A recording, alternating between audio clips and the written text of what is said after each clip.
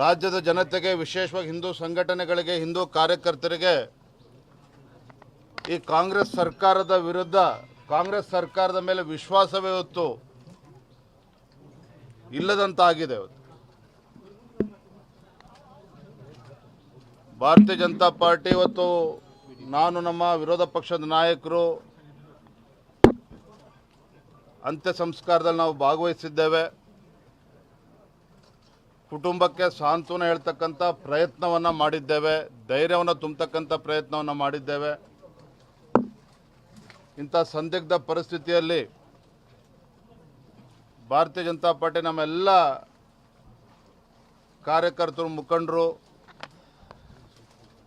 ಆ ಬಡ ಕುಟುಂಬದ ಜೊತೆ ನಾವು ಇದ್ದೇವೆ. ಆ ತಾಯಿಯನ್ನು ಮಾತನಾಡಿಸ್ತಾ ಇದ್ವಿ. ಪಾಪ ತಾಯಿಯು ಕೂಡ ಆರೋಗ್ಯದ ಸಮಸ್ಯೆಯಿಂದ ಬಳಲ್ತಾ ಇರ್ತಕ್ಕಂಥದ್ದು. ಆ ಕುಟುಂಬದ ಒಂದು ಆಧಾರ ಸ್ತಂಭವೇ ಹೊತ್ತು ಕಳಚಿ ಬಿದ್ದಂತಾಗಿದೆ. ಅವ್ರ ತಂದೆಯವರು ಕೂಡ ನೋವನ್ನು ತೋಡ್ಕೊಳ್ತಾ ಇದ್ರು. ನಮ್ಮೆಲ್ಲ ಪಕ್ಷದ ಮುಖಂಡರು ನಿರ್ಧಾರ ಮಾಡಿ, ಬಿಜೆಪಿಯಲ್ಲ ನಮ್ಮ ಮುಖಂಡರೆಲ್ಲ ನಿರ್ಧಾರ ಮಾಡಿ, ಆ ಕುಟುಂಬದ ಆಧಾರ ಸ್ತಂಭ ಇಲ್ಲದೆ ಇರತಕ್ಕಂಥ ಸಂದರ್ಭದಲ್ಲಿ ಪಕ್ಷದ ಪರವಾಗಿ 25 ಲಕ್ಷ ರೂಪಾಯಿ ಪರಿಹಾರವನ್ನು ನೀಡಬೇಕು ಅಂತೇಳಿ ನಾವು ತೀರ್ಮಾನ ಮಾಡಿದ್ದೇವೆ. ರಾಜ್ಯ ಸರ್ಕಾರಕ್ಕೆ ನಾನು ಆಗ್ರಹ ಮಾಡ್ತೇನೆ, ಮಾನ್ಯ ಮುಖ್ಯಮಂತ್ರಿಗಳಿಗೆ, ಗೃಹ ಸಚಿವರಿಗೆ ಆಗ್ರಹವನ್ನು ಮಾಡ್ತೇನೆ. ಈ ಘಟನೆಯ ಗಂಭೀರತೆಯನ್ನು ಅರ್ಥ ಮಾಡಿಕೊಂಡು, ಕುಟುಂಬದ ಪರಿಸ್ಥಿತಿಯನ್ನು ಕೂಡ ಅರ್ಥ ಮಾಡಿಕೊಂಡು ಪರಿಹಾರವನ್ನು ರಾಜ್ಯ ಸರ್ಕಾರ ಘೋಷಣೆ ಮಾಡಬೇಕು. NIA ಇಂದ ತನಿಖೆ ಆಗಬೇಕು. ರಾಷ್ಟ್ರೀಯ ತನಿಖಾ ಸಂಸ್ಥೆಯಿಂದ ಈ ಘಟನೆ ತನಿಖೆ ಆಗಬೇಕು.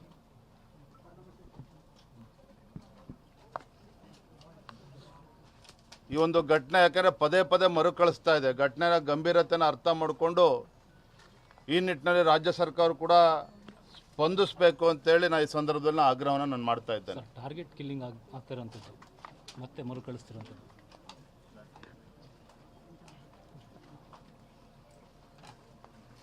ರಾಜ್ಯ ಸರ್ಕಾರ ಈ ಥರ ಘಟನೆಗಳು ನಡೆದಾಗ ಯಾವತ್ತೂ ಕೂಡ ಹಿಂದೂ ಕಾರ್ಯಕರ್ತರ ಪರವಾಗಿ ನಿಂತಿಲ್ಲ. ನಾ ಈ ಸಂದರ್ಭದಲ್ಲಿ ಹೆಚ್ಚೇನು ಮಾತನಾಡೋಕ್ಕೆ ಹೋಗಿದ್ದಿಲ್ಲ. ಸಂದರ್ಭವನ್ನು ಅರ್ಥ ಮಾಡಿಕೊಂಡು ಇಷ್ಟೇ ಹೇಳ್ತೇನೆ, ಮಾನ್ಯ ಮುಖ್ಯಮಂತ್ರಿಗಳಿಗೆ, ಗೃಹ ಸಚಿವರಿಗೆ, ಈ ಸರ್ಕಾರಕ್ಕೆ ಸ್ವಲ್ಪ ಏನಾದರೂ ಮನುಷ್ಯತ್ವ ಅನ್ನೋದಿದ್ದರೆ ಆ ಬಡ ಕುಟುಂಬಕ್ಕೆ ಪರಿಹಾರ ಘೋಷಣೆ ಮಾಡಬೇಕು. ರಾಷ್ಟ್ರೀಯ ತನಿಖಾ ಸಂಸ್ಥೆಯಿಂದ ತನಿಖೆ ಆಗಬೇಕು. ಆ ನಿಟ್ಟಿನಲ್ಲಿ ರಾಜ್ಯ ಸರ್ಕಾರ ತೀರ್ಮಾನ ಮಾಡಬೇಕು ಅಂತೇಳಿ ಆಗ್ರಹ ಮಾಡ್ತೇನೆ. ಒಂದು ತಿಂಗಳ ಹಿಂದಿನೆಲ್ಲ ಪೋಸ್ಟ್ ಮಾತಾಡ್ತೇವೆ ವಿರೋಧ ಪಕ್ಷ ನಾಯಕರು. ಸರ್ ಬನ್ನಿ.